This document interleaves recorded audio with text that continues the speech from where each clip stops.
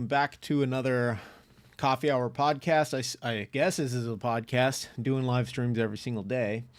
Today, not so much news to cover. So today's really going to be a slow day. I'm not even quite sure what to talk about. Yeah, I'm really not sure what to even talk about. So I'm going to kind of just wing it and just start talking about things. Probably like a couple different topics. So if you join the chat, please put your questions in there, or maybe you have a topic you want to talk about. I'm open to pretty much anything. Like I said, not much news going on aside from, like geopolitical type of stuff or domestic politics. This is earnings weeks for a lot of companies. So, there's really not a whole lot going on aside from earnings. For just hundreds and hundreds of companies. So I'm not going to trudge through all that stuff. It's been pretty normal as far as I can say. As far as like the markets are concerned, it wasn't too volatile. Nothing really rattled the markets too much. But we can get into it. We'll get into it real quick, and then we'll kind of transition to, maybe more so of a Q&A call. Maybe we'll just throw in some topics or something. Maybe some of the chat, you guys might have some questions you want to throw in. But other than that, let's get started, guys. All right, so let's go here. We're just going to cover again just the markets. Again, nothing really exciting today. S&P 500 ended in the green, which is always a welcome. This is always good. Again, this dip was probably due to one of the tech companies. I think one of the tech companies had a surprise. I think it was Amazon, but I think that's probably what explained that dip. But again, we ended on the green, so we're good there. NASDAQ 100, same thing. We ended on the green, 54 basis points as compared to the 36 basis points that the S&P had. Again, nothing out of the ordinary for today. It was a pretty stable day. No crazy left fielder type of news. We also have Bitcoin, which I always have to look at the 5-day because I don't catch it in time for the 1 day. But again, it's still pretty low. It looks like it has been trending down, and yesterday it looks like it just traded sideways. So actually no, February 6th. So let's see, February 6th. So yeah, February 6th, and then kind of just ended on the low. So nothing exciting there. Again, no cause for concerns. No real news there.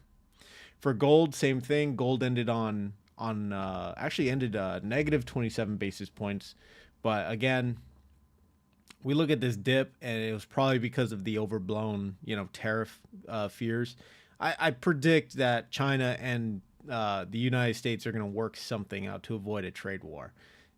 Going into a trade war, especially this early in your presidency, in my opinion, probably wouldn't sit well with your voter base. Gotta have that coffee, guys. Gotta have that coffee. All right, yeah. So nothing new here, like I said. Same old. For our 10-year Treasury, actually nothing out of the ordinary. This looks like it's continuing to drop, which is a welcome sign, especially for real estate investors. This will probably be making its round soon. I saw another article out there just basically summarizing Scott Bessent's interview that he had, I forget, with Fox. Yeah, with Fox Business. And again, nothing out of the ordinary here. Simple stuff. Ended, still going down 2 basis points, so we're good there. This will obviously impact or influence mortgage rates, so this is good. For real estate, ended in the green. I don't know how, because I don't know how it ended in the green, but it ended in the green. My portfolio was up just a little bit, and again, as the old saying goes, rates down, REITs up. And this is definitely true today. So we're good here. Again, nothing out of the ordinary for today's news segment. So that's pretty much it. I mean, there wasn't really a whole lot of stuff that happened. If you guys are just joining the chat, drop a hello, say hello. I don't really have a topic for today. Like I mentioned earlier at the beginning of the stream, I don't really have anything to talk about. Today's just going to be kind of it was a slow news day. We'll just be chatting it up and just kind of talking about stuff. One of the things that I did see that I thought was kind of interesting was a equal weighted S&P 500. I'm not sure if you guys know what this is, but we'll take a look at it. I believe this is coming from Invesco or iShares. I think it's iShares. So we'll take a quick look at this thing. So here's the Invesco S&P 500 equal weighted ETF. So in case you have never seen something like this, hopefully you guys will see it, get familiar with it. But basically, you know what? Let's take some time and talk about this. Because this is kind of the equal weighting of the S&P 500. The S&P 500 is a market cap weighted index, whereas this one is everything is equalized. So we'll take a look at the two and kind of compare it. And I've done a comparison of these two in the past, but I think this will be interesting, especially for investors who are new. And you actually might, even if you're kind of a long-time investor, you might be surprised about this particular ETF. So let me pull up a couple different windows here to kind of show you guys. So we're gonna go and we're gonna take a look at Invesco. I think it's RSP ETF. Yeah, RSP ETF. So, oh man, this is all in Thai. Sorry guys, I gotta start over. Google USA. I always have to do this because I'm in Thailand. RSP ETF, and this is from Invesco.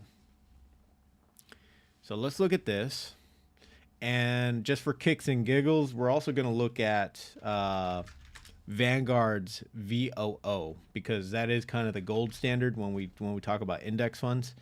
So we'll look at VOO ETF.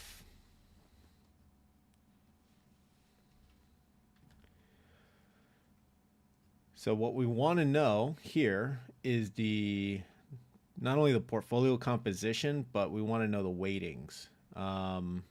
We might have to pull up the actual document to show this stuff. Yeah, we're gonna have to show. Yeah, let's see if we can. You know what? We'll rock with this. We'll rock with this. Okay, so if we go back to Invesco, this is the Invesco S&P 500 equal weight ETF.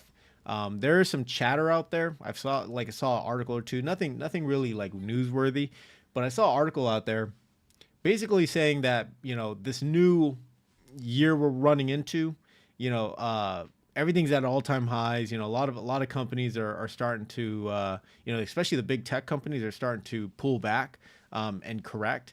And I covered this in an earlier live.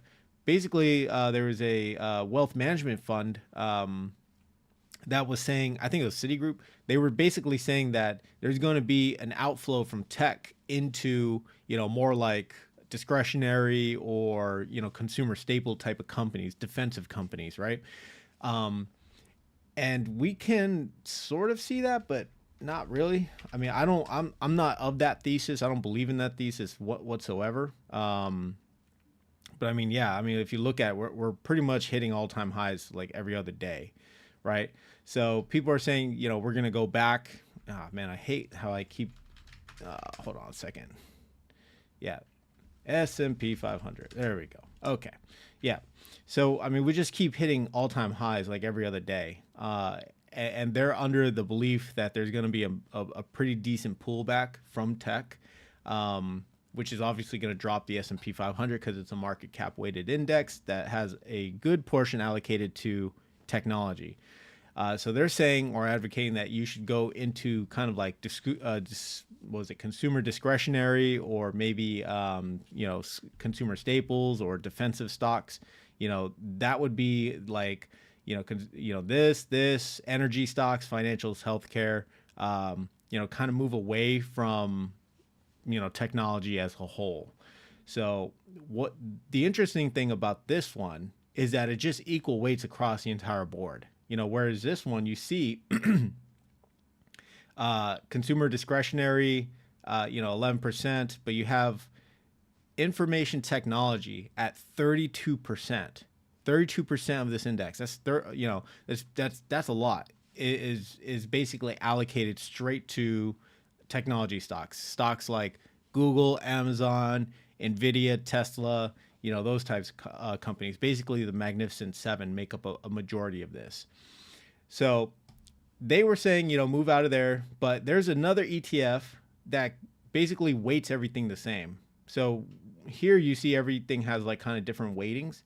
Over here, they basically weight everything the same, and it's actually pretty I don't know, pretty nice, I guess. But we'll see over the long term how it actually performs. But this is the Invesco S&P 500 equal weighted ETF, RSP, ticker RSP. It's based on the S&P 500 equal weight index. The fund invests at least 90% of its total assets in securities that comprise the index. Let me see if I can make this bigger for you guys so you guys can see this. All right. The index is equally weights the stocks in the S&P 500 index. This approach results in an exposure that tilts towards smaller companies in the S&P 500 index. Relative to market cap indexes like the S&P 500, this reduces the concentration risk, right? Because when we look at, something like VU, which is a standard S&P 500 ETF, you can see they're really, really heavy to tech. Whereas this one, they're just going to weight everything equally. So this is a very concentrated ETF. If tech falls, this ETF is going to fall, right? If something happens to financials, this will feel it. So again, this is part of the whole risk thing. This is part of the whole risk mitigation strategy. If you wanted to kind of lower your risk, this is one way to do it. Aside from, diversification, this is one way to do it. You can just do an equal weight. So we see that the yield is not that impressive. The yields, the yield on the dividend yield on S&P 500 ETFs, they're never that good. They're usually under 2%. So again, you're not gonna make a whole ton of money from dividends off an S&P 500 ETF of any sort. But what you're banking on is the appreciation of that ETF. That appreciation that looks something like this, right? The shares increasing over time. So that's really what you're banking on. But let's take a look at if we can pull up the holdings here. Cool, fund holdings. There we go. So we're going to do that. And we're also going to pull up the holdings for here. If I could find the document. Maybe it's under fund literature, maybe. Nope.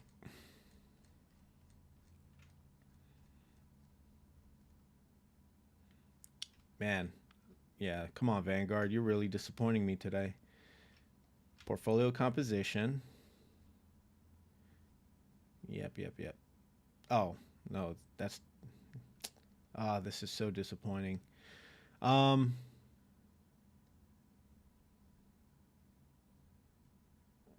Is this a file?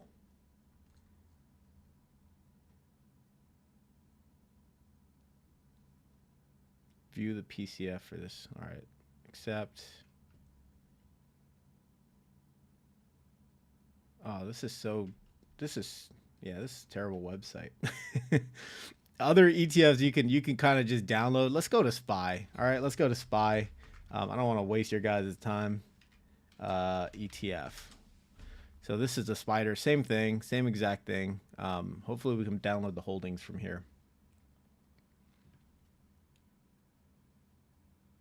Let's see, fact sheet, documents, annual report, semi-annual report.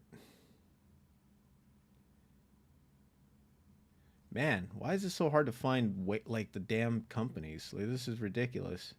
Top holdings. Okay, so hopefully this is it right here.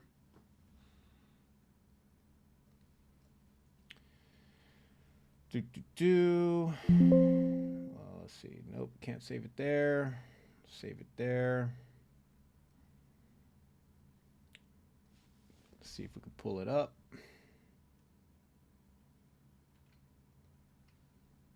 All right, so we're getting it now. All right, finally we're getting somewhere. Okay.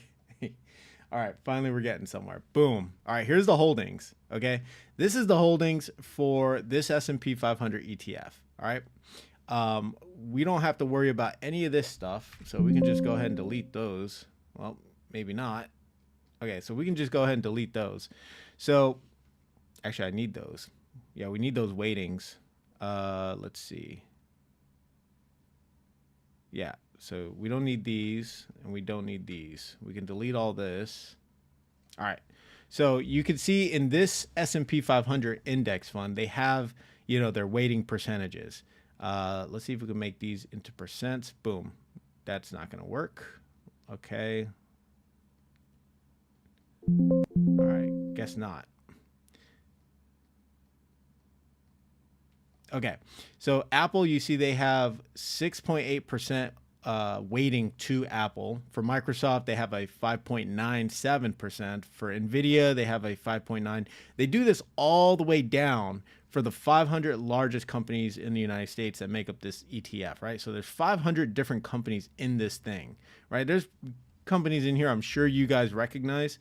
There's and I hate always using the Magnificent Seven because they're just easy. But you have United Health Group, you have Visa, Eli Lilly, J.P. Morgan, Alphabet, Tesla, Broadcom, Meta, Facebook. You have Salesforce, Bank of America. You have Oracle, Wells Fargo. You have Walt Disney, AT&T. You have all these different companies that make up this ETF, all right? And what they do out of 100%, they assign a weight to it. So this weight is, like a 6%, a 5%, a, 4%, etc., right? But what's interesting is the ETF, the equal weighted ETF, what it does is it just gives everything the exact same weighting, which I think is actually kind of smart. And we'll compare the two so you guys can make your own decision on which one actually might make sense for you in the future. Because there is an article, and I don't have it on me. I don't have it with me, but the article is basically going over how the S&P 500 could outperform the regular standard S&P 500, this equal weighting ETF. All right. Now this one's a little harder to read, but we'll work through it. Again, investing isn't fun or exciting or fast. It does take a lot of trudging through information to find stuff. So I hope you guys are at least learning some things here. We'll get rid of all of this stuff. Okay, so this is the equal weighted ETF, the S&P 500. So there's 500 companies in here, right? And these are all companies like eBay's in here, O'Reilly Automotive, American Power. But if we look, right, so they're all 2.8%. There's Palantir, Broadcom. I'm not sure what these Jabil is, but anyways, you see it they're between 2.4, 2.5, and 2.3%, right? 2.1, 2%, right? Let's look for something like Meta. Meta only has 22 basis points for a weighting, right? That's very small as compared to something like this, where they put Meta as almost 3%. So this is only 0.20%, and the other one is much higher. So this is an equal weighted ETF, and basically what this is supposed to prevent is concentration risk. It's supposed to prevent you being overweight in one sector, like the S&P 500, this ETF, VOO, or even SPY, very, very heavy in tech. Look, Apple makes up almost 7%. Microsoft makes up almost 6%. NVIDIA makes up almost 6%. Whereas in the equal weighted ETF, they're probably going to make up 0.2%, maybe 0.25% or something like that, right? They're going to make up a lower weighting to the actual index. So how do all three of these actually perform against each other, right? Let's take a look at that. And for this, we're going to just use, well, first we're going to go to Google USA like we always do. There we go. I'm going to open up another window while I'm at it.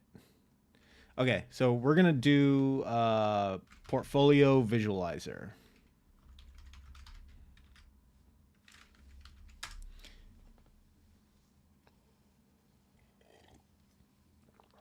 Oh man, did they get bought out? Let's hope not. This is the one I want. let's do slash back test. Okay, so this what this does is you could plug in a bunch of these tickers, and you can compare them over the last 10 years and how they performed against each other. All right, this might actually surprise some people. I don't know if it will work because it's only 10 years. I know over longer periods of time, the equal weight actually has outperformed. So we'll call this equal weight 500. We'll get rid of everything else in here. 100%. And we'll do RSP as our equal weight ETF against SPY. So SPY is going to be a standard S&P 500 ETF. This is what this is. So when we talk about benchmarking, we're basically looking for like a competitor. If the S&P 500 is the benchmark, then we want to see how our ticker, how our stock, or how our ETF compares against that benchmark. So we'll take a look and see what happens. Oh, first we got to go to settings. We want to include year to date. We're going to do $10,000 as our initial amount. No need to rebalance, reinvest dividends. We want to display the income, and then we'll analyze the portfolio. So we can see over 10 years, the S&P 500 has outperformed, right? Over 10 years, the S&P 500 has outperformed versus the equal weighted ETF. However, we're going to add something here. We're going to make it a little more longer, because this could only show you up to 10 years. So what we want to do is do a comparison for a longer period of time. So what we'll do is we'll go to create new comparison. This is using Seeking Alpha. All right, they have some pretty decent tools. So we'll do RSP and we'll do SPY. Okay, because SPY has been around since like the early 90s, where I think VU only came out since like 2014 or 2015, if I'm not mistaken. So we're going to compare these two and see how they stack up against each other. All right, so this obviously tells a much different story. So let's go max. SPY oh shit. All right, maybe I'm wrong. Damn. All right, I guess I'm wrong here. I could have sworn I saw the equal weighting S&P beating the standard S&P 500. I guess not. So let's look at total return, because that's what we actually care about. So again, SPY still outperforms, right? Well, there you have it. I guess I was totally wrong. I could have sworn I saw SPY or RSP outperform the SPY, but I guess not. But we can look, just a little bit deeper. So we see the CAGR, which is a compounded annual growth rate for RSP, the equal weighted S&P 500, at almost 9%, 8.56%. The S&P is at 7.3%. 5-year CAGR, again, compounded annual growth rate for 5 years, 6.3% versus the SPY's 4.69%. Consecutive years of dividend growth. This is a problem right here. For RSPs, that's probably what killed RSP's return versus the SPY. So, it is what it is. Yeah, so, wow, I'm like blown away. I really thought RSP was up there. I guess not. But yeah, so we learned a little bit about RSP. We learned a little bit about equal weighted ETFs and what they are. It does help, kind of de-risk your portfolio. It does help with, avoiding the whole concentration of risk or concentrated risk, in a particular sector, especially if you're like investing in like, or if you're really heavy in like tech, really heavy in tech. Not that, you shouldn't be. Of course, that's not financial advice, but again, just something to think about.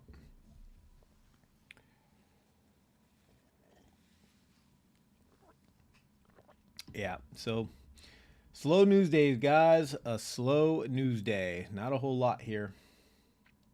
But yeah, does anyone in the chat have any questions? Anything we could talk about? Anything you guys wanna go over?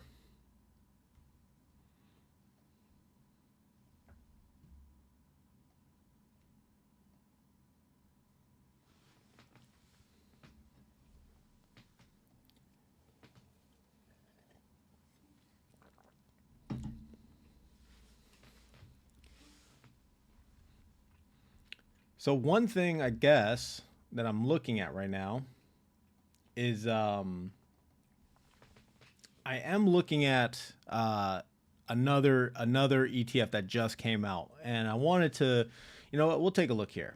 So this one just came out, and I'll probably do a video about this. I haven't quite, made my mind up on this one. But this one is another Yield Max ETF, and they come out with a new one almost every other day. But this one, they're following someone else, right? So this is their new one, and this one actually has a higher expense ratio than all of the other ones. Oh, I take that back. I didn't know the Magnificent Seven had more than 1%. I thought these were all 0.99 or 98%. So okay, well, I take that back then. Well, we have a 1%, 1.01% expense ratio, which is again pretty high. But this is the Yield Max S&P 500 0-day, was it trade execution or something like that? 0-day. I forget what the TE stands for. Yeah, so SDTY is an actively managed ETF that seeks income and capital appreciation. SDTY seeks to achieve its investment objective by employing a synthetic cover call strategy that is designed to generate current income while also providing exposure to the price return of the S&P 500 index. There is, man, where is this? Yeah. Okay. Yeah. 0 days to expiration. Excuse me. So 0 day to expiration. Don't ask me what that means, because I'm not even quite sure what that means. I don't do trades. I'm not a trader by any means.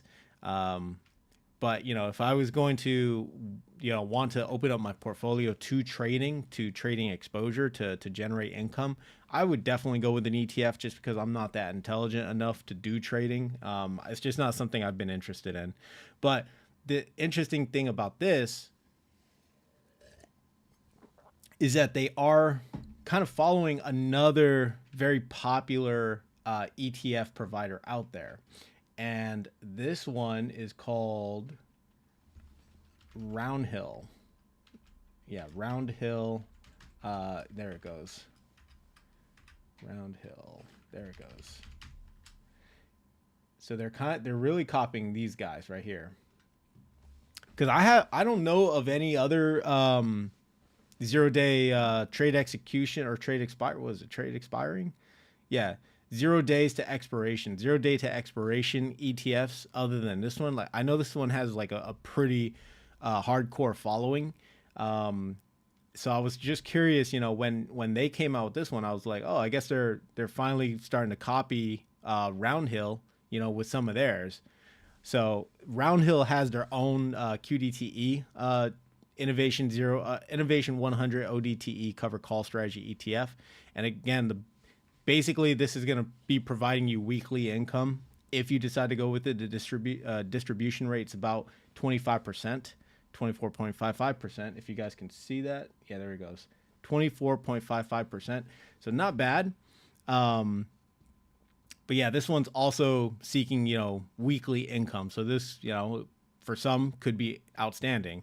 The Roundhill Innovation 100 0 DTE Cover Call Strategy ETF, QDTE, is the first ETF to utilize 0 days to expiry options on an innovation index, the Innovation 100 Index. As defined in the fund prospectus, QDTE seeks to provide overnight exposure to the Innovation 100 Index and generate income each morning by selling out of the money 0 day to expiration calls on the index. QDT is an actively managed ETF.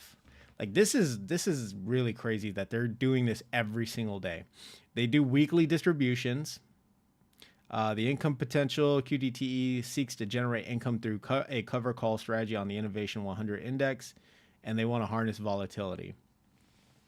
So let's see how QDTE has actually been performing, because I think that's a great question. All right, let's see how QDTE, there we go. So over 5 years, obviously, they haven't been around that long. Yeah, 2024. So they came out last year. They're down 11.94%, but that doesn't tell the whole story, of course, because if we look at, if we're looking at portfolio visualizer, we can see what kind of some of the income has been. So let's look at the income that it has. QDTE. QDTE. All right, let's see what the income has that's been produced. Because if it has a 25% distribution rate and you're reinvesting those dividends, then that would kind of account for the NAV going down. But we'll see. So we'll do 100% to SPY, and then we'll do 10,000. We'll reinvest. Let's do reinvesting of the dividends. Yes. Display income. Yes.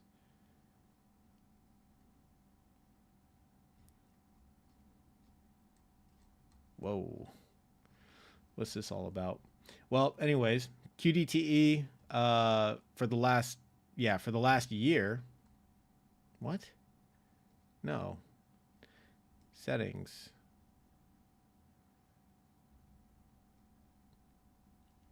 That is weird. Yeah, it's only doing January to January. Yeah, man, that sucks. That sucks. Maybe we could do Seeking Alpha. Let's take a look at Seeking Alpha. Let's see, new window. Okay. Comparisons. QDTE versus SPY.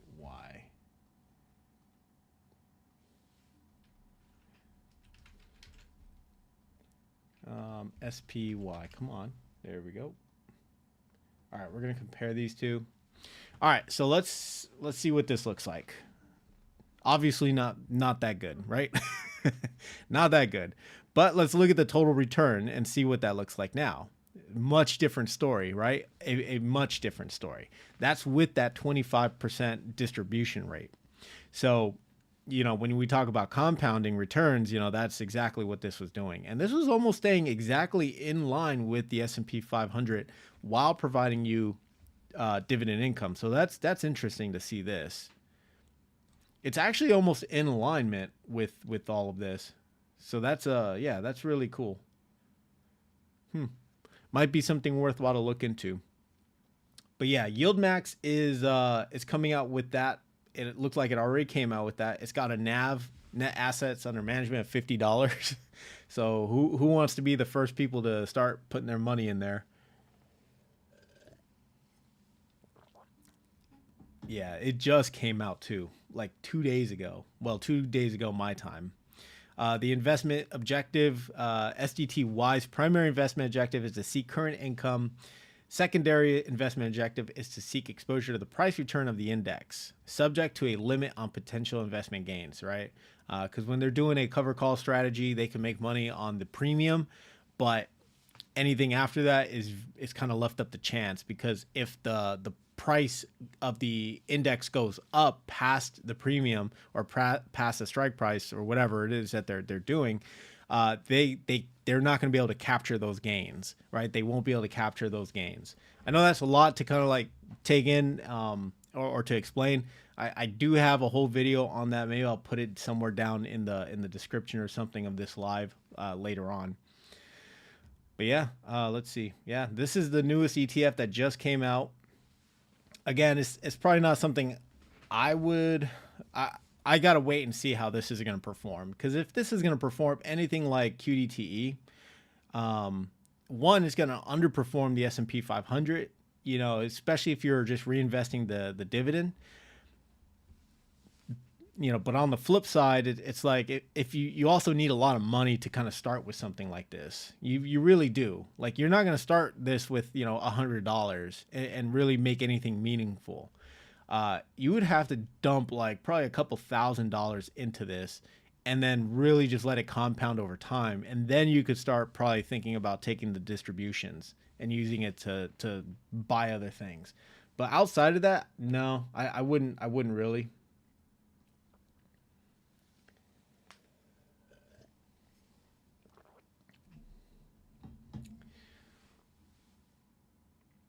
Man, oh my God. Okay. I suck at this whole YouTube chat thing. So I had a Q and A thing and I couldn't see any of the chat. But all right, now I can see it. Okay. I suck at this. I'm still learning, guys. Galveston County, what's up, man? Hey, good morning. Good morning. Yeah, we ain't doing nothing over here today, man. It was a slow news day, so I'm just kind of just talking about some of the things I'm looking over, some of the stocks and things I'm looking at. Yeah, so nothing really important over here. Yeah, slow news days, man. I swear they just kill you. Like I was hoping for something to talk about, but it looks like today there just wasn't really anything. And I was going through my feeds and I was like, oh, YieldMax dropped a new ETF. That's cool. Like they're dropping a new one every other day. I covered one of their newer ETFs. Let's see if I can go back. I covered one of their newer ETFs. Um, GPTY. See, every time I see this, I think let's effing go, yo, like LFGY. But yeah, this is a crypto industry and tech portfolio option income. This is GPTY, which is their AI and tech option income ETF. And they're doing basically calls against Nvidia. Basically all those AI companies. Nvidia, I think Google's in there. Um, let's take a look. Actually, why not? Why not? Actually, I want to take a look at this crypto one because this one looks interesting.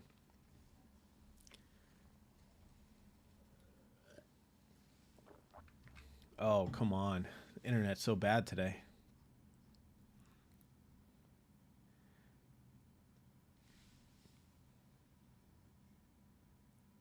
Yeah, the Yield Max crypto industry and tech portfolio option. This has a little under 60 million in net assets, which is a good thing. So it has Coinbase. It's funny they put MicroStrategy in there. I'm not familiar with CleanSpark. They put the they put the Bitcoin Trust in there. That's good. They have a Cayman Island holding. Okay. Yeah, this is I don't know most of these companies, but I'm assuming they're either Bitcoin miners or crypto miners of some sort, or they're an exchange. Like I know Coinbase, obviously everyone knows Coinbase. They're an exchange. Um, Everyone else, I'm not quite sure. I mean, we all know who Micro or Strategy is at this point. We know the Bitcoin Trust. I have heard of Mara, but I don't know who they are. Let's take a look. Why not? Got nothing else going on today.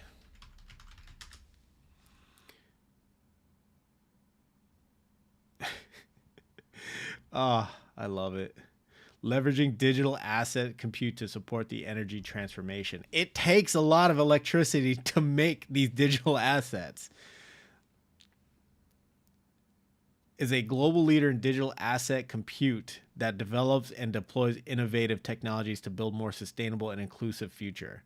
See, this is like a word salad. This doesn't mean anything. Mara secures the world's preeminent blockchain ledger and supports the energy transformation by converting clean, stranded, or otherwise underutilized energy into economic value. Yeah, this is a word salad. I don't know what any of this means. But let's take a look at their stock price.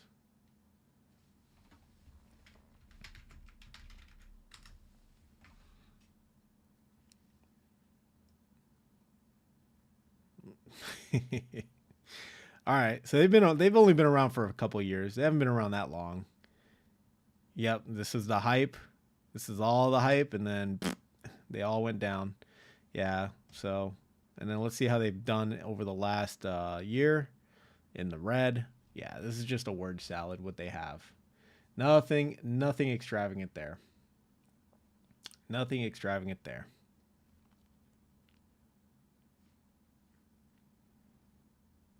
Yep.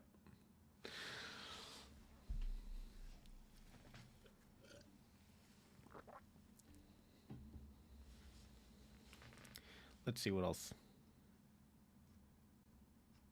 So there's also, yeah, we covered this already. But GPTY, it's basically the AI companies, and they're writing call options against AIs or AI companies. Oh, they finally got okay. Well, holy crap! Dang. Yeah, last time I looked at this, this was blank. So they have a distribution rate of 35%.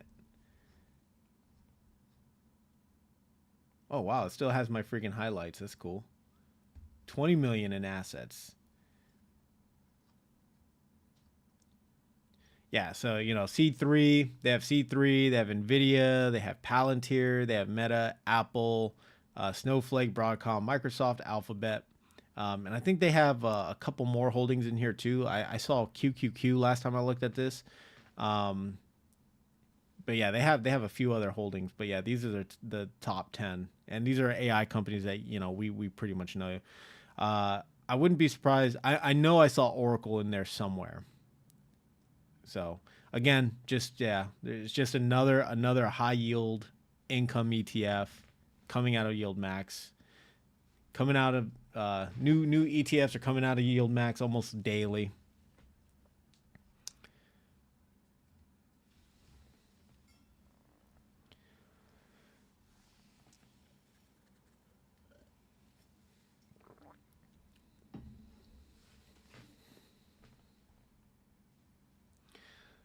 Let's see what else we got. What else we got? Um, I'm trying to remember if there was another. There was another thing I wanted to show you guys. Let's see if I can find it. I keep a bunch of stuff on my phone. Well, in case you guys didn't know, DeepSeek sends a bunch of stuff to China. In case you guys didn't know that, but there was a news article that came out. Where is it? Where is it? DeepSeek. DeepSeek.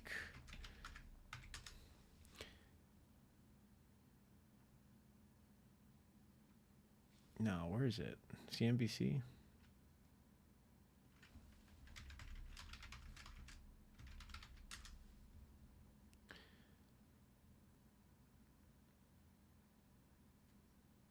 Yeah, there it is. Oh, it's from ABC, not CNBC.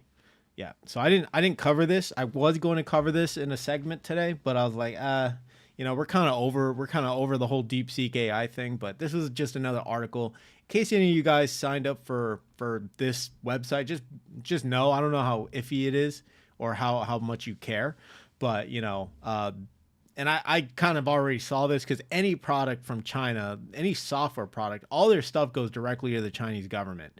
That includes TikTok, right? Anything with ByteDance and all that stuff.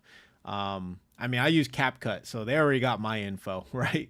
But yeah, DeepSeek coding has the capability to transfer user data directly to the Chinese government. So they'll be able to know everything you've searched for, all the questions and inquiries you've probably put in there. The explosive new artificial intelligence tool that took the world by storm has code hidden in its programming, which is built-in capability to send user data directly to the Chinese government. So, not sure if you guys really care about that or not. I mean, at this point in time, I mean, who doesn't have my freaking information? Like, my social security's been hacked 100 times or leaked 100 times. Because being a government employee at one point, there's that big OPM breach way back. I think like in the like mid 2010s to 2015 or something. But there was a big like OPM hack, and they had just learned about the word firewall, so that was a little discerning that our government didn't know about that word firewall. So my information's been out there for a minute. As a matter of fact, I get so much when I check my credit scores and everything, there's always a new alert, like almost every other month. Social security this and email that and phone number this, and I'm like, oh come on, like this is just getting old at this point. But yeah, like DeepSeek, in case you signed up for it, just something to be aware of, that they have the capability to send your information off to the Chinese government.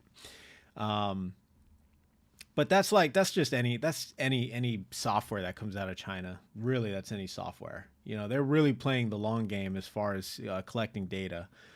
So this is nothing new. Like this is nothing new.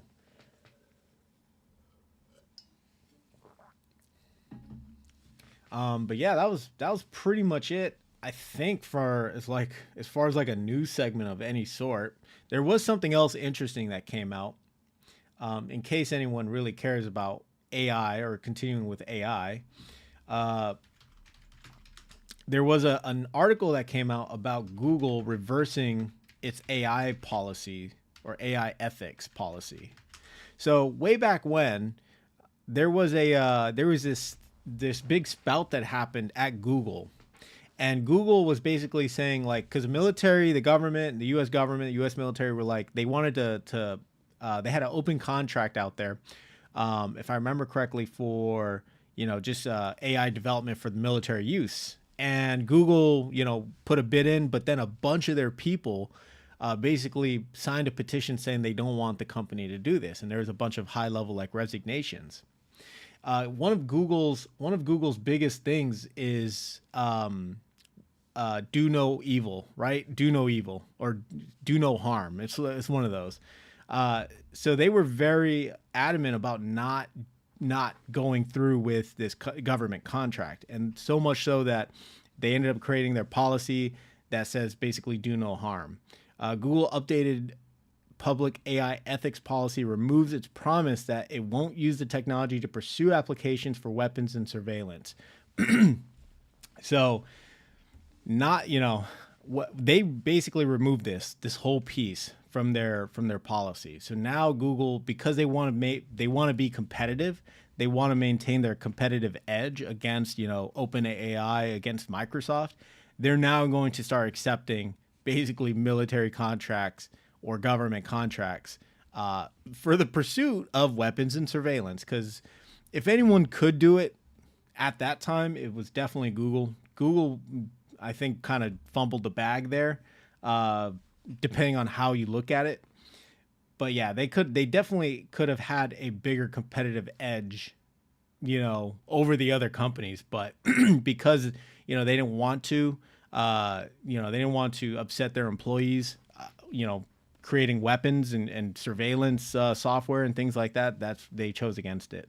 But yeah, in 2018, Google dropped a $10 billion bid for a cloud computing Pentagon contract, saying at the time we couldn't be assured that it would align with our IA principles. More than 4,000 employees had signed a petition that year demanding a clear policy stating that neither Google nor its contractors will ever build warfare tech. And about a dozen employees resigned in protest. So this was pretty big news at that time, because this was, around the same time that whole Prism thing had finally broke. Project Prism. If you guys remember that was the whole Edward Snowden thing. So Google kind of fumbled the bag with that one, right? If the government wants your stuff, they're gonna get your stuff. And I know this is a finance channel, investing channel, but still, we got to cover some of that stuff. Hey, Far Out, what's up? Good morning. Yeah, I got nothing to talk about today, man. It was a really slow news day. There wasn't really a whole lot that happened. The markets kind of stayed normal. So, yeah, I'm just here to talk. I got really nothing on the docket.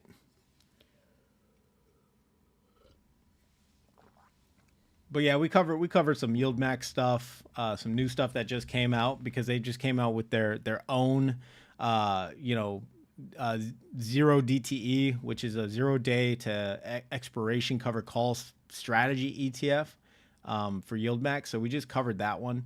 But again, yeah, outside of that, nothing really exciting.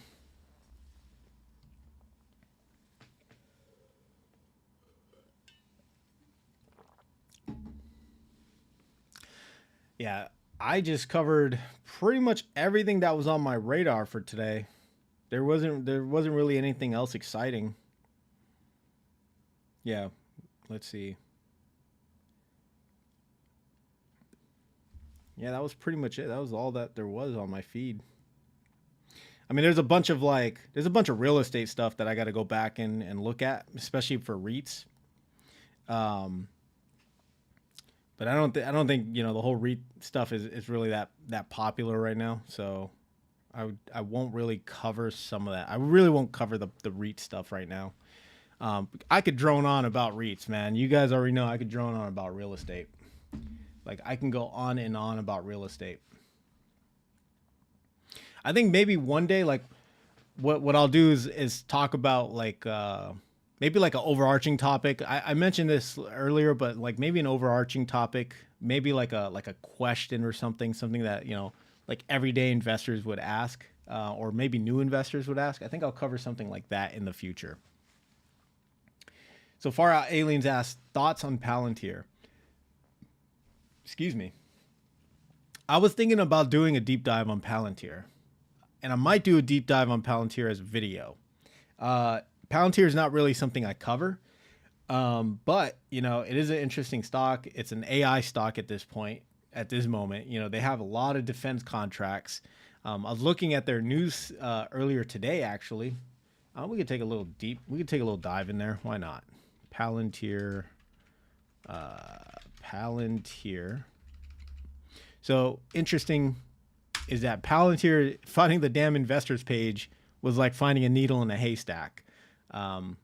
Without blinding you guys, we'll take a look at like actual like Palantir's website, Palantir.com. Yeah, very cool. Very new age. A lot of video, a lot of flashing lights. This is basically a premier defense contractor at this point. This is not going to be commercial used. I don't think so. They do have a lot of use cases, a lot of impact, right here. They got customers like Ferrari, Airbus, builds airplanes. Ferrari, you guys know, is a fancy car. Fujitsu, electronics creator. Jacobs is a defense contractor. Pacific Gas and Electric. Then they have all the offerings: anti-money laundering, automotive and mobility, data protection, defense, ecosystem, energy, federal health, FedStart, financial services, government, financial management, health and life science, hospital operate, intelligence, Palantir Hyperauto. I don't know what that is. Rail. So I'm guessing this is like, trains, retail, secure collaboration, semiconductor, supply chains, telecom, and utilities. But yeah, I think this is going to become just a premier defense contracting company. Looking at some of their news articles from last year, they are signing some really big contracts with some very, very prestigious DoD entities. Like special forces. Huge contracts for the alphabet agencies, and even larger contracts for just the Army in general. So this is going to be, I think, in my opinion, again, this will be a premier DoD contract company. But we could take a look at some of their product offerings. I try to look through this stuff, and honestly, it's kind of above my head. And, I have a tech background, but even this stuff is really beyond my head. Deploy software beyond limits. I'll look at this white paper at some point. I'm just curious myself. But yeah, there's just so much junk in here. Like I not junk, but just too much word salad. I can't really consume it all. This is their AI platform. I looked at this earlier. I mean, it's a fancy, like, look at this thing. Like it's a pretty cool looking dashboard. I'm not quite sure what I'm looking at, but it looks cool. A lot of fancy colors. But basically they give you kind of a walkthrough of the whole thing. AI-driven data pipelining, AI-driven logic building, so this is Palantir. Again, I don't know too much about their actual software, like down to the nuts and bolts, how it's actually used, but it is interesting. So let's take a look at Palantir's investor stuff. And again, like I said, it's like finding a needle in a haystack. I'm trying to like actually trudge through all this information. But if we look at 2024. Palantir expands the Army Vantage partnership with a $618 million contract. Prey.com and Palantir partner on AI applications. Let's see what else. U.S. Special Operations Command expands contract with Palantir. Let's see. I heard of FedRAMP, so this is interesting. Let's see what else we got. Yeah. So yeah, Palantir became a Nasdaq company, or a Nasdaq listing. They ended up kicking Supermicro off, which, good. As a matter of fact, Supermicro, that's another one. Maybe I should cover Supermicro at some point, because Supermicro announces like this big partnership with Nvidia. Their stock has been going up, but I don't want to touch. I wouldn't touch Supermicro at all. There's some people who are diehard like Supermicro. They believe Supermicro is going to be like, it's going to go back to its all-time highs. Left to be seen, but right now it's down 50%, right? At one point it was down even more than that. Yeah, it was down almost 82% from its all-time highs. There were some YouTubers out there, some financial influencers that were saying, now is a great time to buy. And I guess, yeah, I mean, if you bought right here, this would be a great time to buy. But I don't know, man. I think this company is, I don't know. I don't think this is a good company, to be honest. They manipulate a lot of their shareholder reports. A lot of their financial reports. They manipulate that stuff. And I'm not a fan of companies that manipulate their data, because you could be buying this company that, the stock price is going up. It's part of the AI play and all that other stuff. But if the company's not making money, if it's basically committing, fraud, accounting fraud, then why the hell would you want to invest in a company like that? They've been around for a while. I used to build servers made out of Supermicro parts.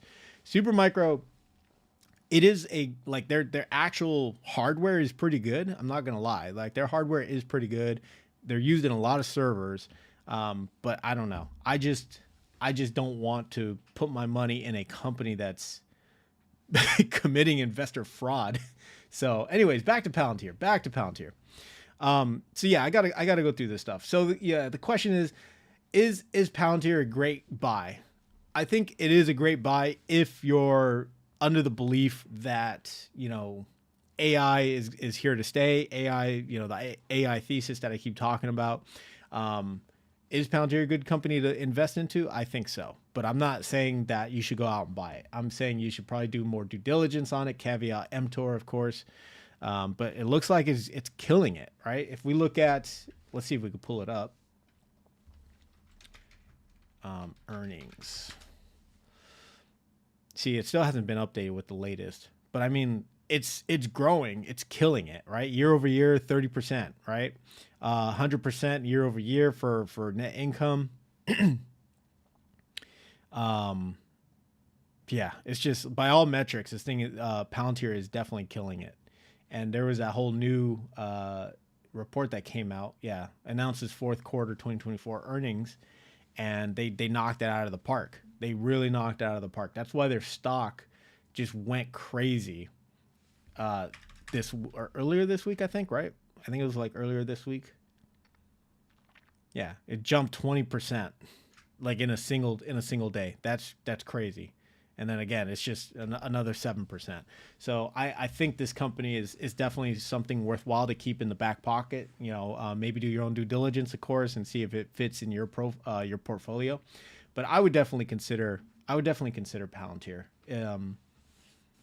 at some point, I guess. So guys, we're pretty much at the top of the hour.